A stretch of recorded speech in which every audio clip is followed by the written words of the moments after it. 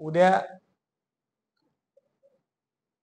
दहिवत गावात 15 ऑगस्ट 2025 रोजी जी लहान बालिकेवर अत्याचार झाला त्या संबंधाने दाखल गुन्ह्याचा निषेध म्हणून आदिवासी बांधवांकडून शिरपूर शहरामध्ये मोर्चा काढण्यात येणार असल्याबाबत निवेदन पोलीस स्टेशनला प्राप्त झालेले होते।